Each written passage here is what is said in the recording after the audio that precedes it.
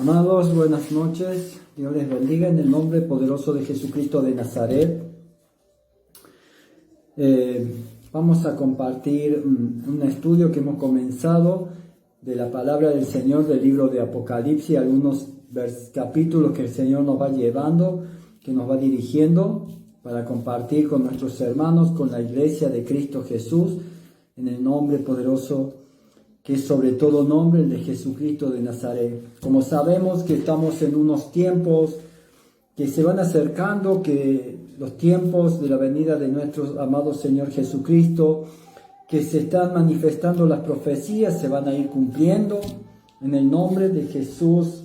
Vemos que su mensaje en el libro de Apocalipsis, la otra semana compartimos la iglesia de Efeso, un estudio sobre la iglesia de Efeso, y hoy tenemos preparado un mensaje de la iglesia de Esmirna. Amén. La palabra del Señor está en el libro de Apocalipsis 2, versículo 8. Apocalipsis 2, versículo 8. Dice su palabra: y escribe al ángel de la iglesia en Esmirna, el primero y el postrero, el que estuvo muerto y vivió, dice esto: yo conozco tus obras y tu tribulación y tu pobreza, pero tú eres rico, y la blasfemia de los que se dicen ser judíos y no lo son, sino sinagogas de Satanás. No temas en nada lo que vas a padecer.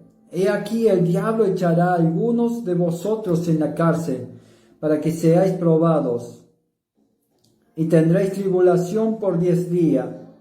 Sé fiel hasta la muerte, y yo te daré la corona de la vida. El que tiene oído, oiga lo que el Espíritu dice a las iglesias. El que venciere no sufrirá daño de la segunda muerte. Amén. Dice: y escribe el ángel de la iglesia en Esmirna, el primero, el postrero, el que estuvo muerto y vivió, dice esto. O sea que la palabra nos habla de que es una palabra viva, es palabra fiel, es de una fuente fiel. El que dice que estuvo muerto y vivió, que es nuestro Señor Jesucristo de Nazaret. Amén. Dice el versículo 9: yo conozco tus obras y tu tribulación y tu pobreza. Acá tenemos tres puntos. Tenemos tres puntos aquí de la palabra del Señor que le habla a la iglesia de Esmirna. Amén. Esmirna es una ciudad en Grecia, es una ciudad como Efeso, una ciudad grande, que tenía muchos recursos económicos, había muchos viajeros, mucho de tema de negocios. Era una ciudad muy próspera, era una ciudad muy rica en esos tiempos, era como la ciudad de Efeso. Y acá dice: yo conozco tus obras, punto 1, punto 2, tu tribulación, y punto 3, tu pobreza. Dice: yo conozco tus obras. O sea que era una iglesia que se preocupaba en la obra del Señor. El Señor Jesús le dice: yo conozco tus obras. Reconoce el Señor acá en esta congregación, a esta iglesia de Esmirna, reconoce sus obras, las obras que hacían para la obra de Dios. Y dice también: y tu tribulación. O sea que era una iglesia que tenía tribulación. Por ser una ciudad rica, por ser una ciudad muy rica, ¿no es cierto? Sabemos que en las ciudades ricas, que están cómodas, que tienen trabajo, que son prósperos, ¿no es cierto? Vemos que ellos dicen que no necesitan de Dios porque lo tienen todo. O bien tienen las imágenes a las cuales ellos adoran. En las ciudades ricas se ve mucho el tema de las imágenes, que adoran a esas imágenes, y muchos confunden esas imágenes que son de Dios esas imágenes, y que otros dicen de que necesitan adorar esas imágenes para darle una ayuda a nuestro Señor. Amén. Entonces, esta iglesia era una de esas iglesias, esta ciudad era una de esas ciudades, como las tantas ciudades ricas en esos tiempos. Y dice, y conozco tu tribulación. Imagínense en una ciudad, los cristianos en una ciudad rica, como en esos tiempos principalmente, cómo se habrán burlado de ellos, cómo los habrán hostigado, cómo habrán blasfemado a nuestro Dios en su cara, diciéndole las cosas, las barbaridades que les habrán dicho, como también vemos en la tribulación entra de que muchos se habrán quedado sin trabajo por su fe, por sacar a la luz su fe, por querer seguir a Jesús. Dice también la palabra, dice en el punto 3, y conozco tu pobreza, dice el Señor. Dice tu pobreza. En esto, si nosotros trasladáramos a ese tiempo, si nos trasladáramos a ese tiempo en una ciudad rica y en esos tiempos, podemos presenciar, imaginarnos de que, como lo que había dado unos detalles anteriormente, que estos fieles, estos hermanos, habían sido despedidos de sus trabajos, también despojados de sus pertenencias. En algunos casos nos imaginamos, muchos habrán sido, como sucede hoy en día en Medio Oriente, en Nigeria, en todas esas ciudades de Asia, de Medio Oriente, que cuando una persona se vuelve al Evangelio, que recibe a Cristo, ¿no es cierto?, son rechazados por sus familiares. Muchos son golpeados hasta la muerte, otros son heridos gravemente, otros son echados de sus casas.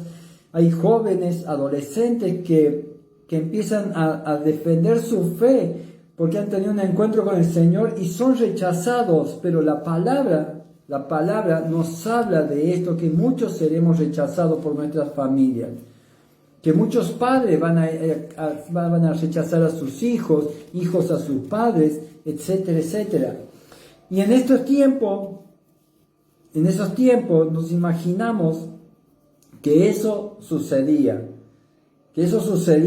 y muchos estaban encontrando un refugio en la iglesia cristiana, en la nueva iglesia de Dios, en esa iglesia con esa fe, la iglesia de Jesucristo.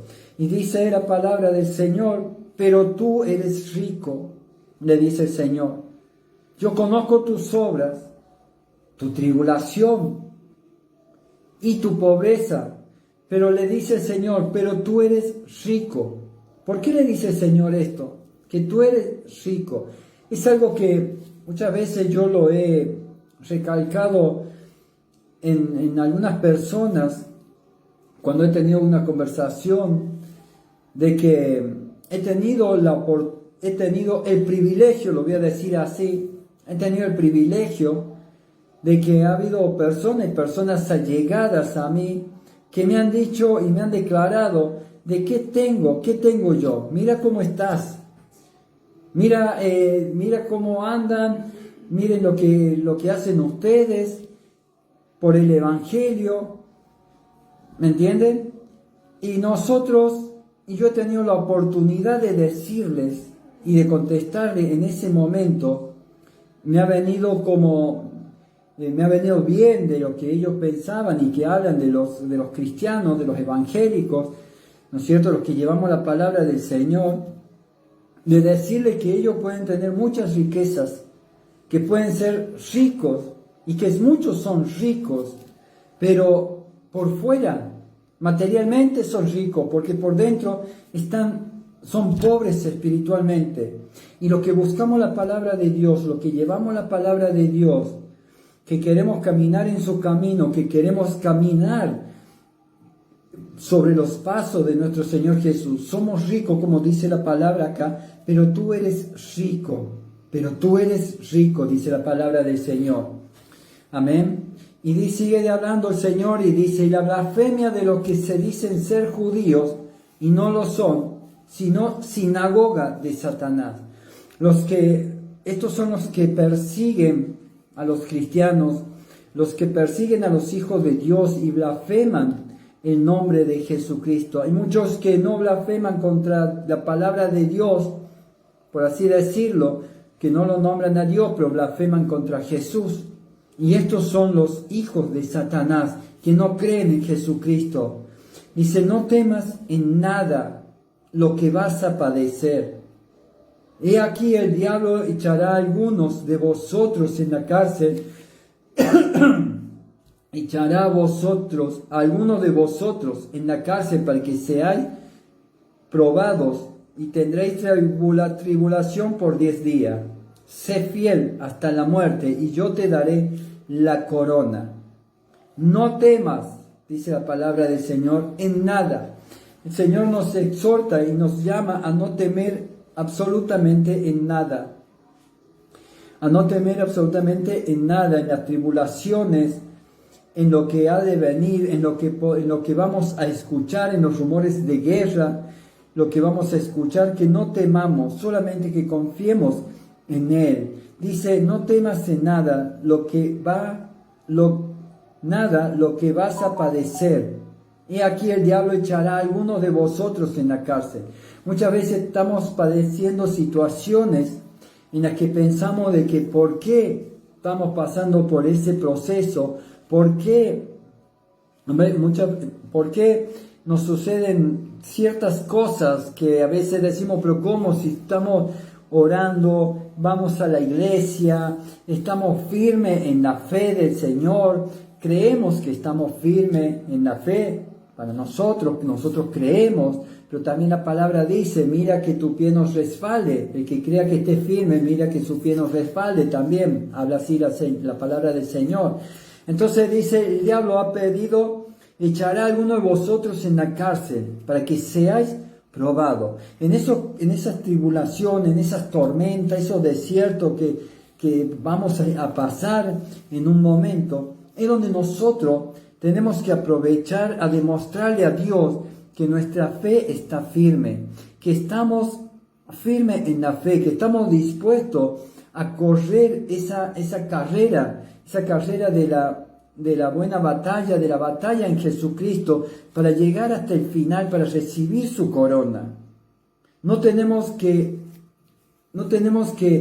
desilusionarnos, no tenemos que ponernos mal cuando estamos en una tribulación, cuando estamos pasando por una tormenta, en nuestra situación económica, en la salud, en muchas adversidades que nos presenta la vida. Porque si me pongo a detallar, son muchísimas cosas, pueden ser en el matrimonio, en la relación con nuestros hijos, porque es ahí donde vamos a salir aprobados, porque el diablo ha pedido, o Dios ha permitido que seamos probados, y Dios permite que seamos probados. ¿Y cómo permite Dios que seamos probados?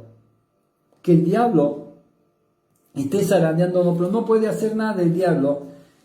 Nada puede hacer el diablo sin autorización de Dios en los hijos de Dios. Amén. Dice la palabra del Señor, para que seáis probados y tendréis tribulación por 10 días. Tendremos tribulaciones, tendremos muy malos momentos donde creamos que ya no podemos más, que no sabemos si vamos a ver la luz del nuevo día. Pero aquel Señor dice,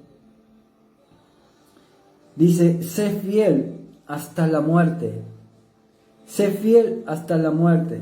O sea que seamos fiel hasta el último momento. En la muerte podemos detallar muchas cosas.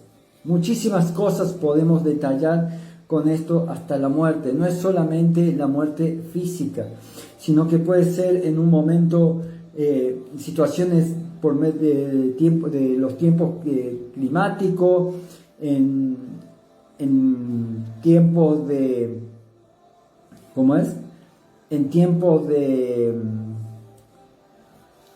podemos ser fiel en la pérdida de nuestros bienes, de nuestros bienes materiales. Muchas personas Muchos cristianos se aferran mucho a sus bienes materiales.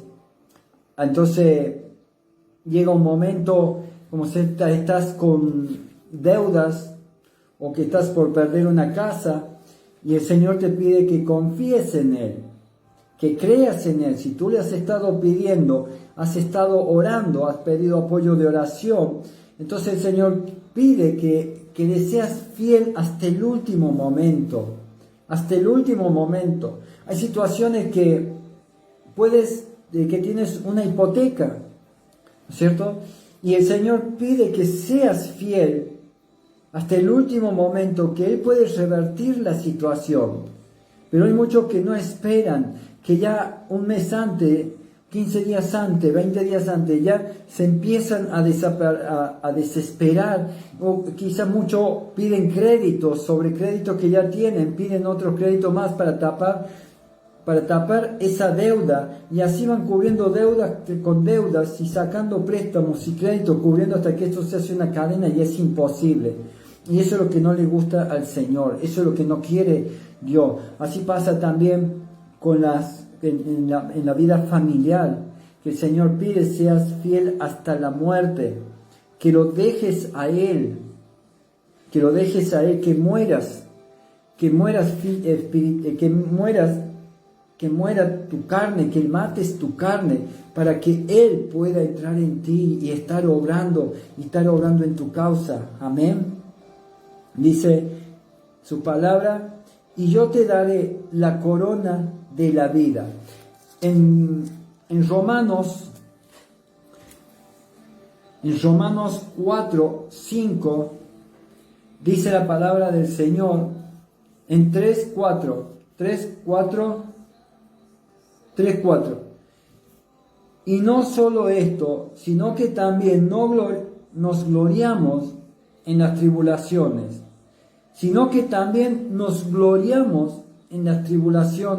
O sea que el apóstol Pablo acá habla que nos gloriamos en los problemas, dice el apóstol Pablo. Él se gloriaba más en los problemas, más en las tribulaciones, más en las acusaciones, que en un día normal. En un día normal no se gloriaba, pero cuando había tribulaciones, cuando era castigado, cuando era encerrado, encarcelado, Él se gloriaba en Jesús, en el Señor.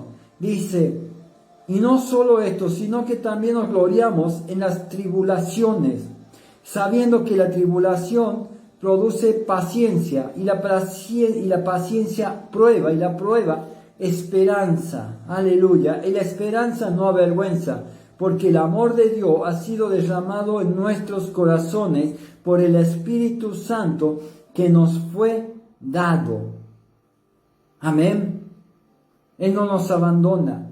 El apóstol Pablo se gloriaba más en las tribulaciones. Amén. En el versículo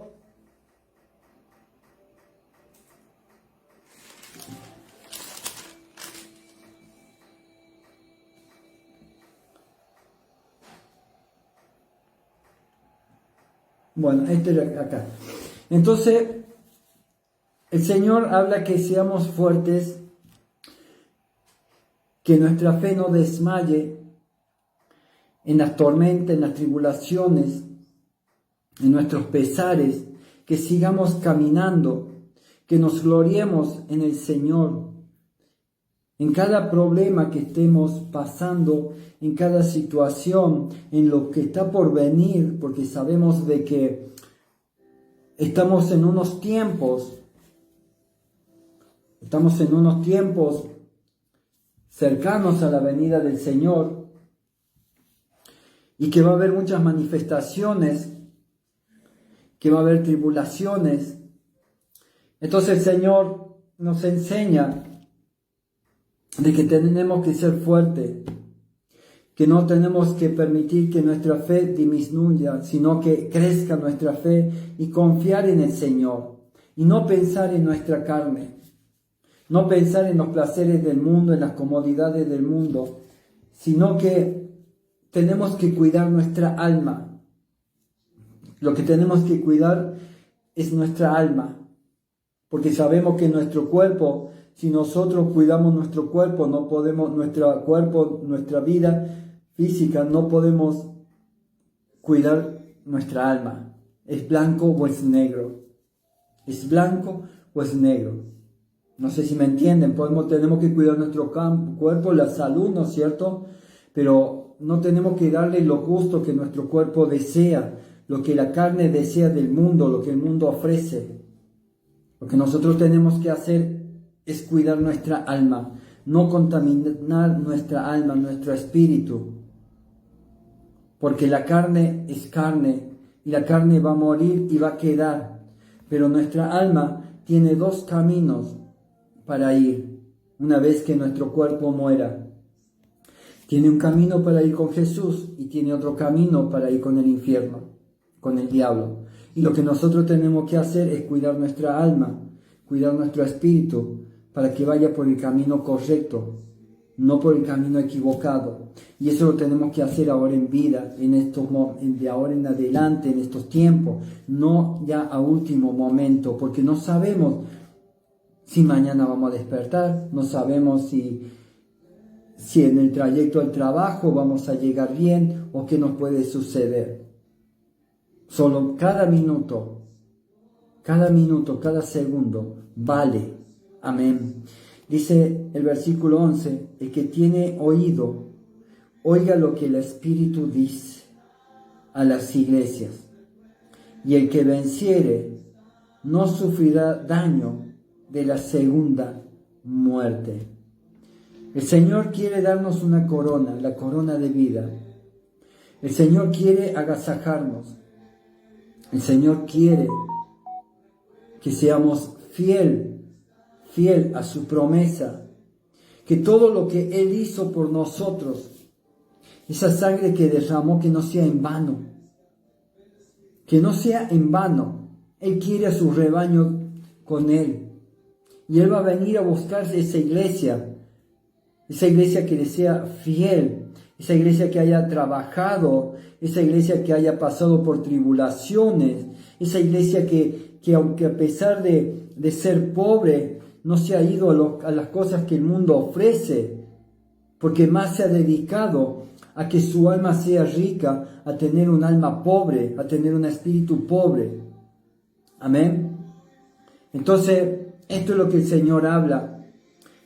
El primero, el postrero, el que estuvo muerto y vivió, dice esto, para que su iglesia se empiece a preparar, se empiece a fortalecer y a saber sobre todo de las cosas que se van a presentar para que comencemos a estar fuertes. Amén. Dios les bendiga.